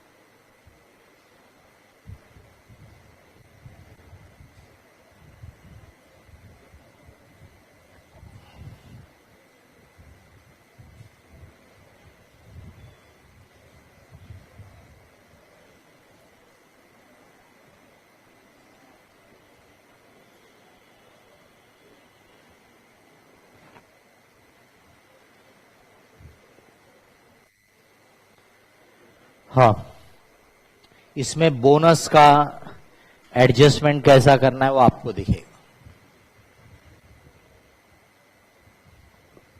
Problem number 11, page 104।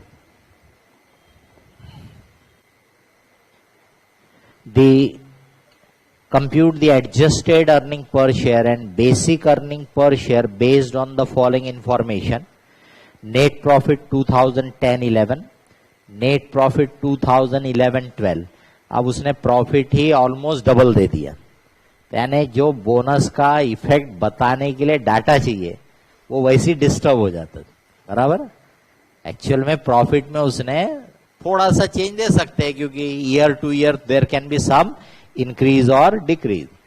उतना देख के फिर बोनस की बात करें तब रियल में बोनस का आपको इफेक्ट समझ में आता है कि जैसा एएस बोल रहा है वैसा नहीं करेंगे तो ज्यादा गड़बड़ होगी। खैर ठीक है, जो है उस क्वेश्चन में अपन उसको वैसे ही लेते। Number of share outstanding 5 lakh until 31 December 11, bonus issue on 1 January 2012, 1 equity share for each equity share outstanding as at 31 December 2011।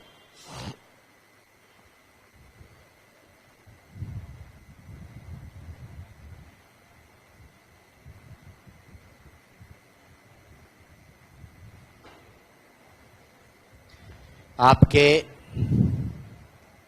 Equity share जो थे वो 5 लाख थे, यहां भी 5 लाख है।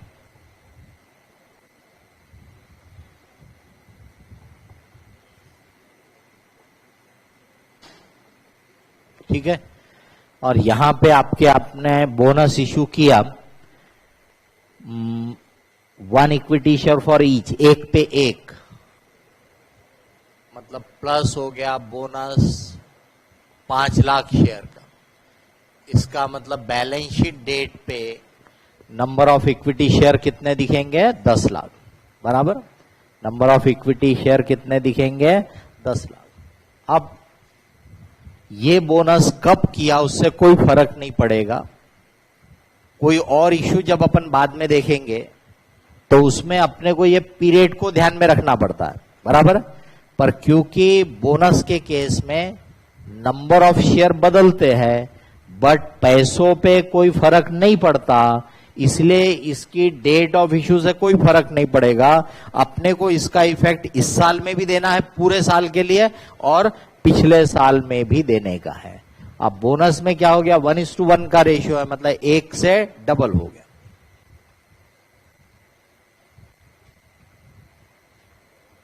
बेसिक ईपीएस ऑफ 2011 मतलब 10-11 2010-11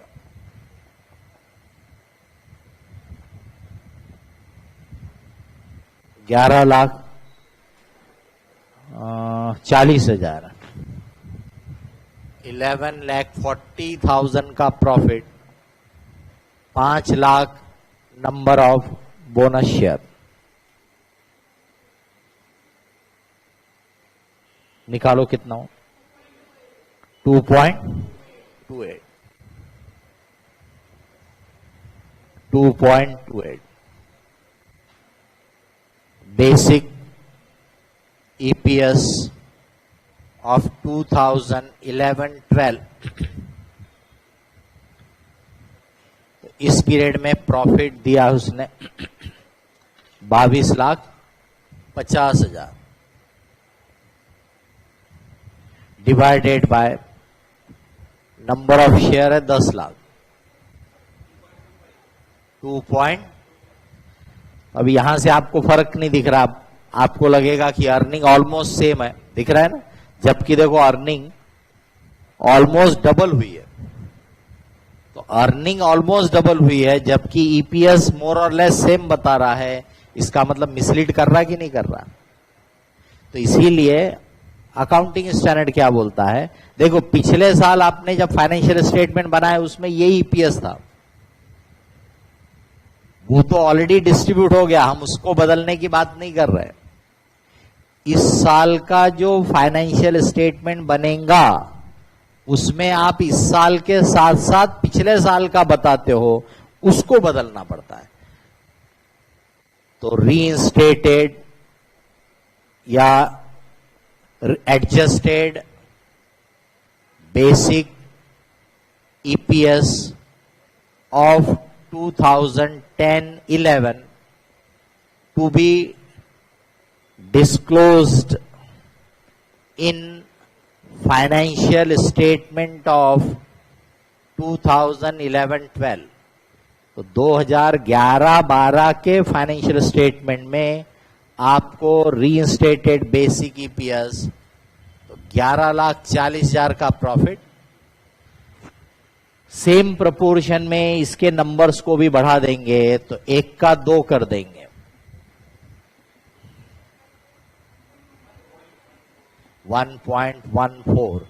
अब कोई भी देखेगा तो उसको ईपीएस क्या दिखेगा कि भाई पिछले साल का ईपीएस था 1.14, इस साल का ईपीएस है 2.25, इसका मतलब अर्निंग इज ऑलमोस्ट डबल, तो बराबर है। अर्निंग क्या हुई है, ऑलमोस्ट डबल हुई है। अगर पुराना वाला देखेगा कोई तो समझेगा कि अर्निंग में कोई चेंज नहीं हुआ है, जबकि अर्निंग क्या हुई है, डबल हुई है। तो ये समझ में आ गया, इसको ध्यान देना है, नहीं तो ये लोगों को ये नहीं। पिछले साल के जब फाइनेंशियल स्टेटमेंट बने थे यहां पर, तो ये वाले की कोई नॉलेज रहेगा ही नहीं। तो इसके बेसिस पे ये ईपीएस पिछले साल के इसमें बताया गया था। लेकिन इस साल जब आप फाइनेंशियल स्टेटमेंट बनाओगे तो इस साल का ईपीएस इसके साथ साथ अपन क्या करते हैं, कंपेरेटिव पिछले साल का भी देते हैं। तो पिछले साल का ईपीएस ये डिस्क्लोज करोगे, बराबर। और ये काय की वजह से बदल गया है, बिकॉज ऑफ बोनस। और नहीं बदलोगे तो क्या होगा आपके सामने। इसीलिए एस बोलता है कि it should be adjusted for all the periods presented. अगर इसके पहले का भी पीरियड हो मान लो, और उसमें मान लो कि भी आपके वेटेड एवरेज नंबर 4 लाख होंगे, तो मैं 4 + 5 नहीं करूंगा, मैं 4 को 1 से 2 बनाऊंगा, यानी सेम प्रोपोर्शन लगाऊंगा, तो मेरे शेयर हो जाएंगे 8 लाख। जो भी प्रॉफिट होगा डिवाइड बाय 8 लाख, उससे आएगा ईपीएस ऑफ उसके और 1 साल पहले का। कोई पॉइंट, कोई क्वेश्चन हो तो बोलिए।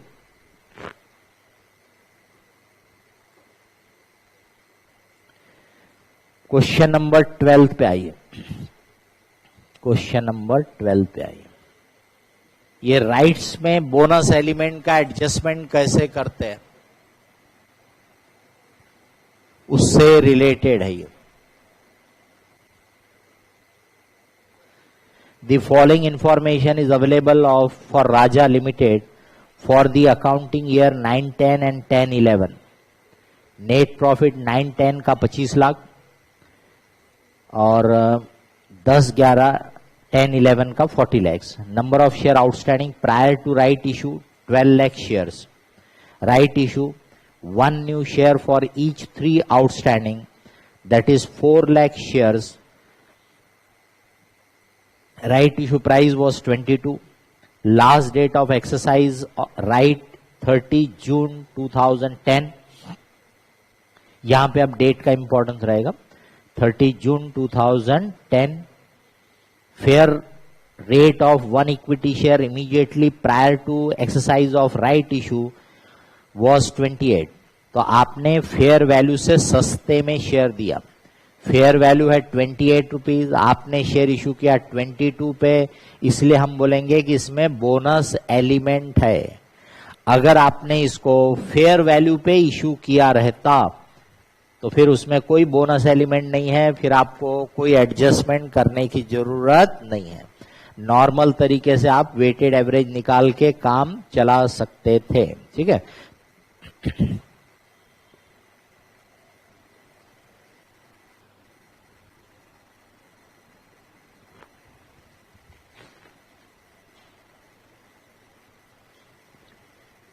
कौन से ईयर बोला है? 10-11 9।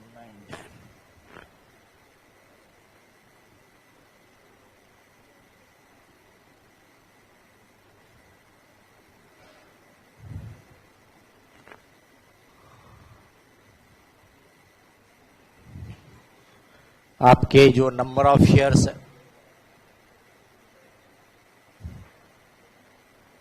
12 लाख शेयर थे यहां पे, बराबर 12 लाख, वो यहां भी 12 लाख है। यहां पे आपने राइट इशू किया 4 लाख शेयर का, तो आपके शेयर बढ़ के अब हो गए हैं 16 लाख। ठीक है, 4 लाख है ना राइट शेयर, तो 12 + 4 16 लाख हो गए ना क्या?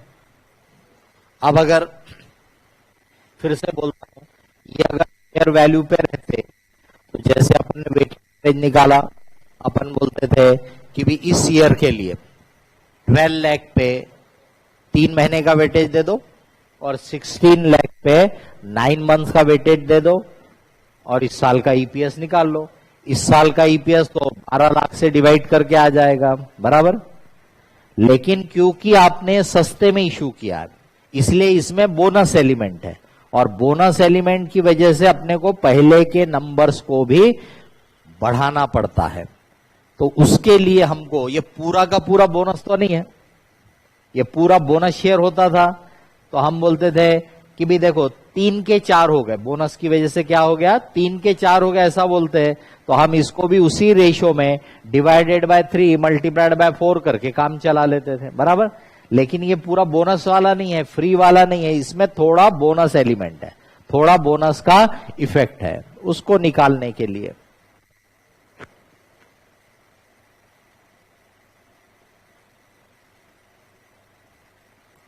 theoretical x right value of share। Theoretical इसलिए बोलते हैं क्योंकि थियरी के हिसाब से, रियल में जरूरी नहीं है कि एग्जैक्ट उतनी वैल्यू रहेगी करके शेयर।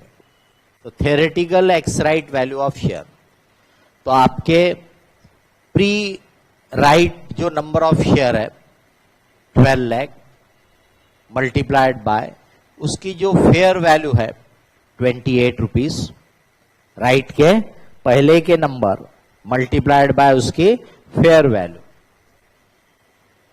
प्लस राइट्स के जो नंबर है और इसकी जो कीमत आपने लगाई प्रोसीड्स। अगर सिंपल लैंग्वेज में बोले तो आपके कंपनी का नेट वर्थ राइट के पहले इतना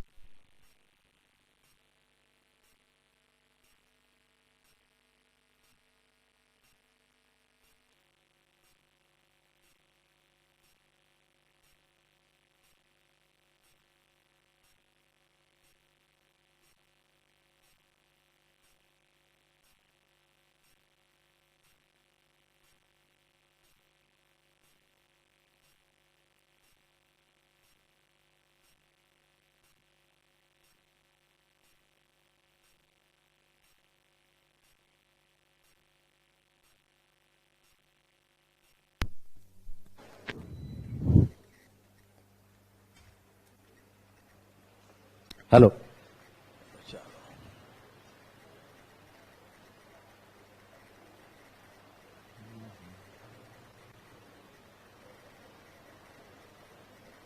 हेलो चालू दिख रहा रिकॉर्डिंग।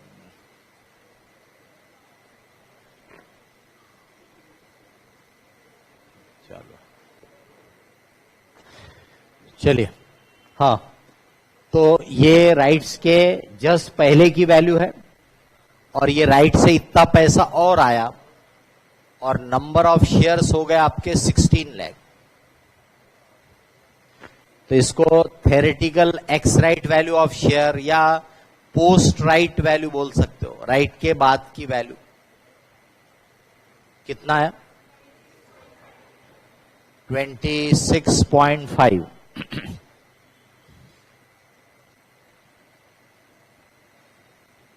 बोनस एलिमेंट बोलो या बोनस इफेक्ट के लिए मल्टीप्लायर बोलो, pre right value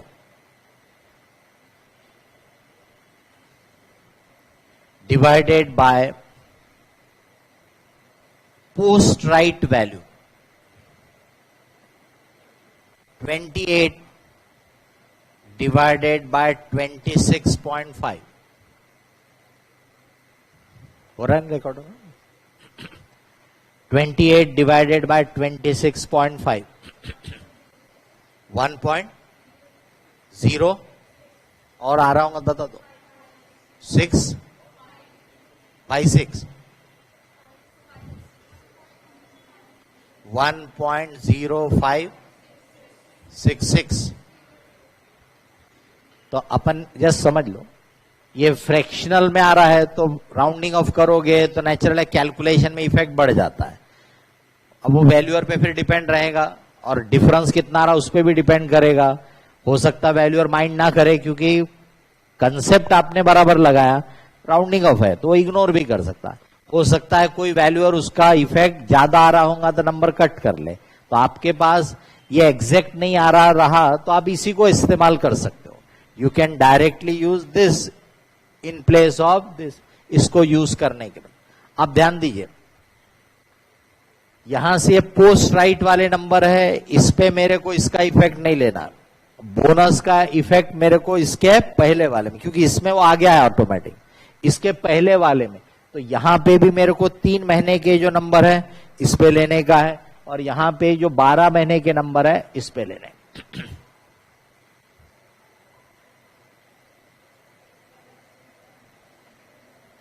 basic EPS 2009-10 25 lakh रुपए डिवाइडेड बाय 12 लाख रुपए। ये जो उसने ओरिजिनली निकाला होगा 25 लाख का प्रॉफिट है ना, divided by 12 lakh.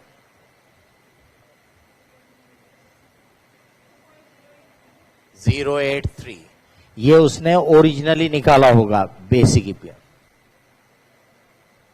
Adjusted basic EPS of 2009-10 जो अपने को इस साल की रिपोर्टिंग के लिए चाहिए, तो 25 लाख। प्रॉफिट में कोई फर्क नहीं। ये जो नंबर है इसको इस मल्टीप्लायर से बोलो या इससे बढ़ा दो, इसका इफेक्ट दे दो। 28 डिवाइडेड बाय 26.50, ये बता दो कितना।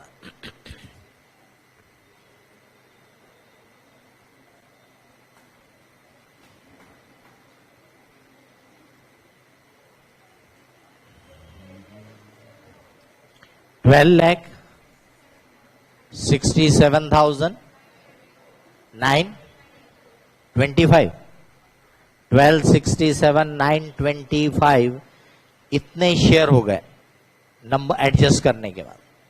ईपीएस 1.9712 जो भी 1.971 ये हो गया। बेसिक ईपीएस ऑफ 2010-11 40 लाख का प्रॉफिट है। अब नंबर ये 12 लाख के जो नंबर है इस पे एक तो मेरे को मल्टीप्लायर ये जो है बोनस का ये लेना है, ये इधर के पहले के नंबर। फिर ये 3 महीने के लिए 3/12 का वेटेज प्लस अब 16 लाख शेयर है और ये राइट के बाद क्या है, मतलब इस पे बोनस का इफेक्ट ऑलरेडी है, इस पे अब ये मल्टीप्लायर नहीं लगाना। 9/12 9 मंथ्स के लिए तो 40 लाख डिवाइडेड बाय नंबर्स निकाल के बताओ।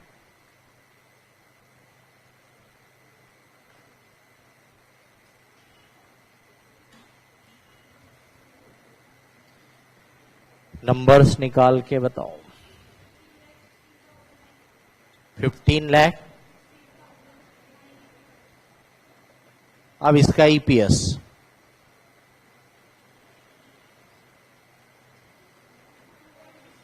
2.63,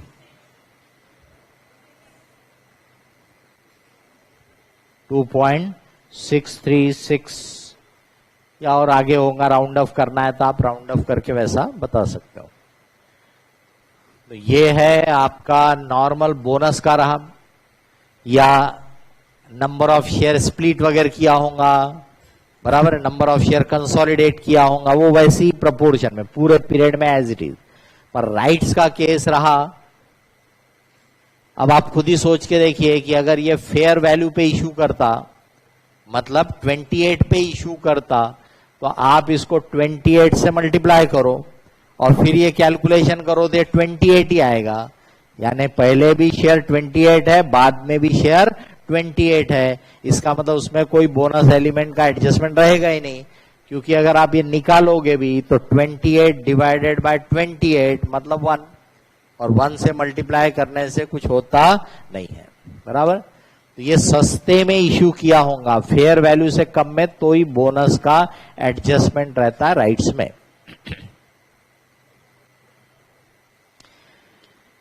अब अपन ने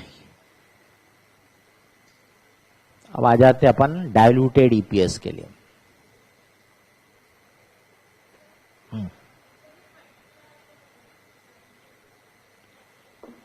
देखिए यहां पे आपने जो शेयर दिए ये सस्ते में दिए हैं, ये तो समझ में आया।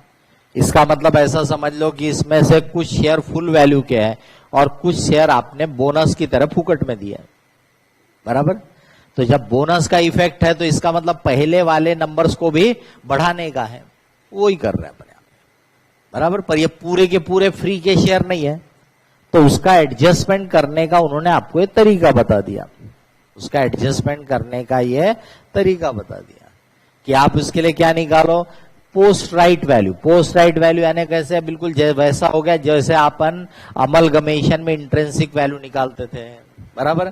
तो एक तरह से अपन क्या बोल रहे हैं कि भी आज के हमारे जो शेयर है 12 लाख, ये 28 रुपए वैल्यू क्या है, मतलब इतना नेटवर्थ ऑलरेडी है, इतना नेटवर्थ ऑलरेडी है। फिर इसमें और कितना ऐड होगा शेयर होल्डर का, तो अब आप 4 लाख शेयर इशू कर रहे पर उनसे ले रहे कितने, 22 रुपए। अब नंबर ऑफ शेयर कितने हो जाएंगे, तो पहले के 12 और 4 हो जाएंगे 16, बराबर। तो ये है, ये हो गई पोस्ट राइट वैल्यू। अब प्री राइट वैल्यू ज्यादा थी, पोस्ट राइट वैल्यू आपकी कम दिख रही है। मतलब कम क्यों हो रहा है भाई, अगर देख लो, अगर मैं बोनस नहीं रखता, सस्ते में नहीं देता था, ये भी 28, तो इसका मतलब रहता था वो शेयर इशू करने के पहले भी 28 है, शेयर इशू के बाद भी 28 है, मतलब उसमें कोई बोनस एलिमेंट नहीं है, तो फिर हमको ये कोई एडजस्टमेंट भी करना नहीं पड़ता था, बराबर।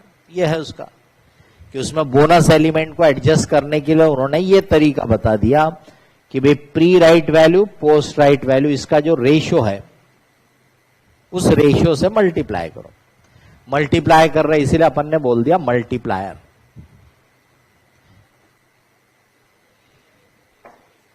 क्या बोले, काय का, हाँ ये तो नंबर है ना भाई, ये यहां से देखो, ये यहां से आपको नहीं, यहां से देखो, ये बोनस इफेक्ट यहां पे है, इसके पहले वाले को एडजस्ट करना पड़ेगा।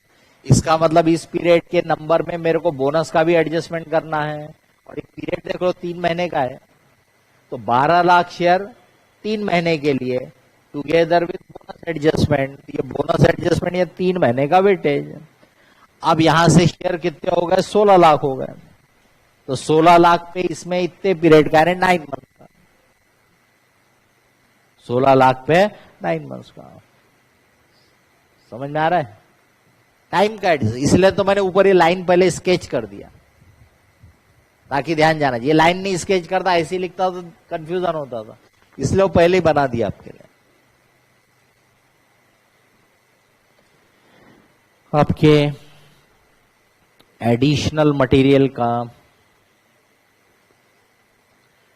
क्वेश्चन नंबर 10,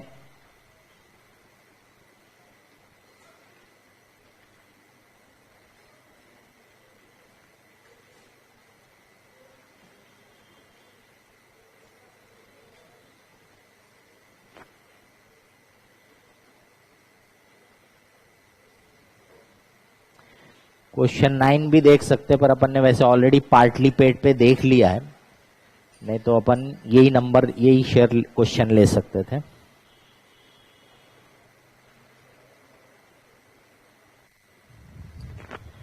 क्वेश्चन 9 तो पार्टली पेड शेयर का है, जो अपन ने ऑलरेडी पढ़ा है।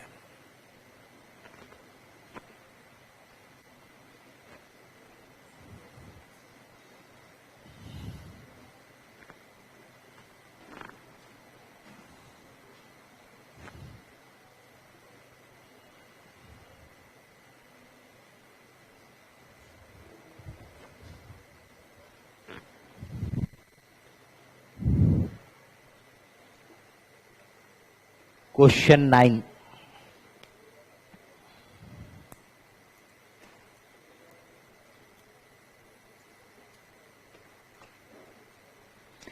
As at 1st April 2016, a company had 6 lakh equity share of rupees 10 each, 5 paid by all shareholders. On 1st September 16, the remaining 5 was called up and paid by all shareholders except one shareholder having 60,000 equity share. The net profit for the year ended 31st March 17 was 21,96,000 after considering dividend on preference share and dividend distribution tax on such dividend totaling to 3,40,000. बिल्कुल वही question है जो अपन ने किया था, फिर figure बदले, date बदला। Compute basic EPS.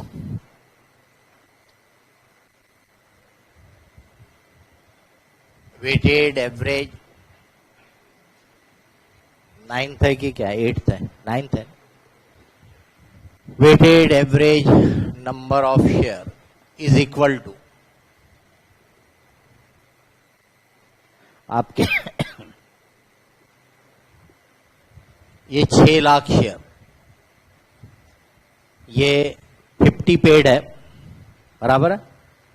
तो ये तो पूरे 12 महीने तक है आपके पास पैसा, तो आप इसको पूरे 12 महीने का वेटेज दे सकते हो, but 50 paid 5 out of 10 for 12/12 month plus. उसके बाद मैंने जब और 5 रुपए इन 6 लाख पे कॉल किए, नंबर वही है, यही 6 लाख है, पर मैंने बचे हुए 5 जब कॉल किए तो 60,000 शेयर पे नहीं मिले, मतलब हो गया कि 5,40,000 शेयर पे बचा हुआ आधा पैसा आ गया, उसको आधा का वेटेज, लेकिन वो 1 सितंबर के डेट पे आया, मतलब वो मेरे बिजनेस में कितने पीरियड के लिए लगा है, 7 महीने के लिए लगा है। आगे वेटेड एवरेज निकालो फटाक से। 457,500 बेसिक ईपीएस प्रॉफिट उसने हमको दिया, वो ऑलरेडी आफ्टर प्रेफरेंस डिविडेंड है 2196। 457,500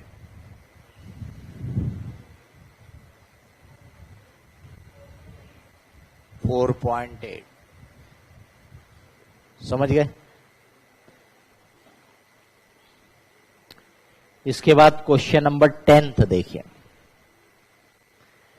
from the following information compute basic EPS and diluted earning per share of XYZ limited for the year ended 31 March 17।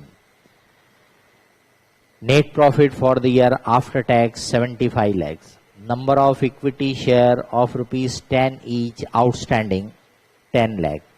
Convertible debenture issued by the company 8% convertible debenture of 100 each 1 lakh. Equity share to be issued on conversion 1,10,000. Rate of income tax 30%.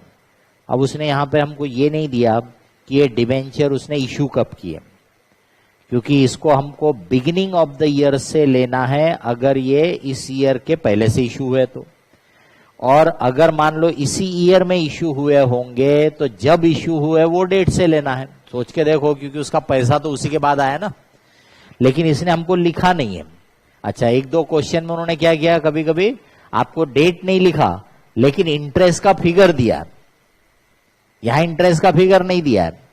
तो अगर वो interest का figure दिया तो एक बार check करके देख लेने का कि वो पूरे साल का इंटरेस्ट है कि पार्ट पीरियड का है।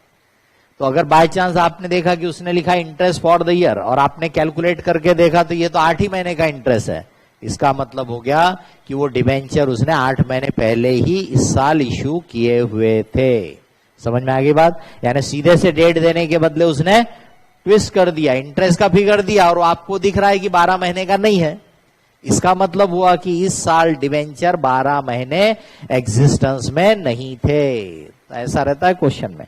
यहां तो अपने को दिया नहीं है, इंटरेस्ट का भी फिगर नहीं दिया है, तो उससे अपन चेक नहीं कर सकते, डेट भी नहीं दिया है, इसलिए अपन मान लेते कि अब पूरे साल भर के लिए है।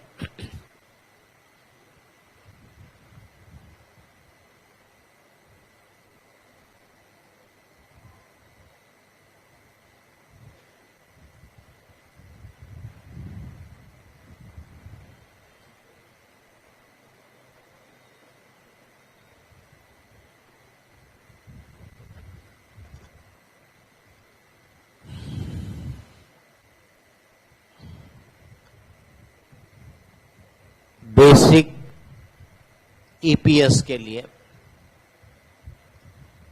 75 लाख का प्रॉफिट दिया है, 75 लाख। नेट प्रॉफिट बोला है,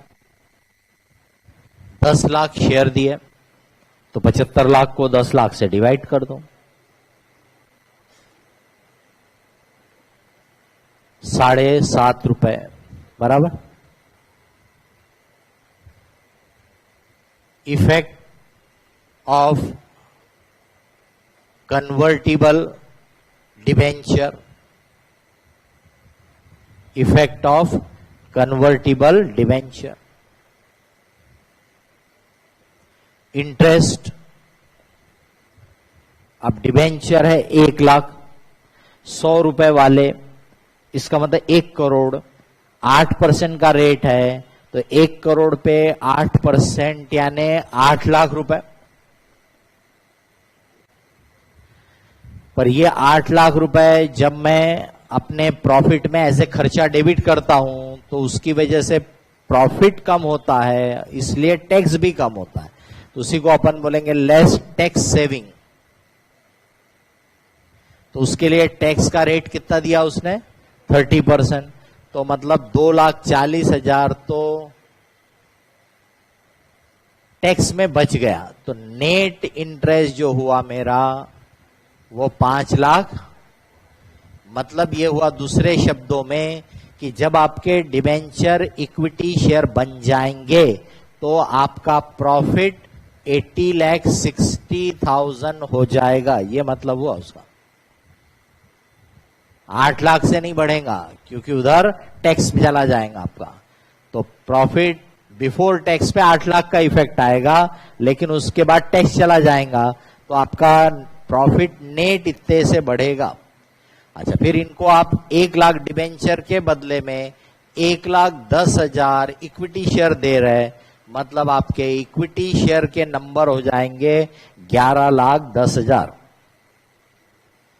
इक्विटी शेयर के नंबर कितने हो जाएंगे, 11,10,000।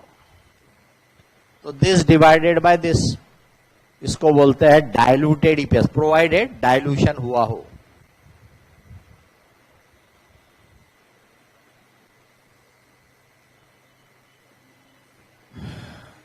सेवन पॉइंट, इससे कम हो गया मतलब ये डाइल्यूटिव है, तो वो ईपीएस डिस्क्लोज करेगा। Basic EPS 7.50, dilutive EPS 7.26।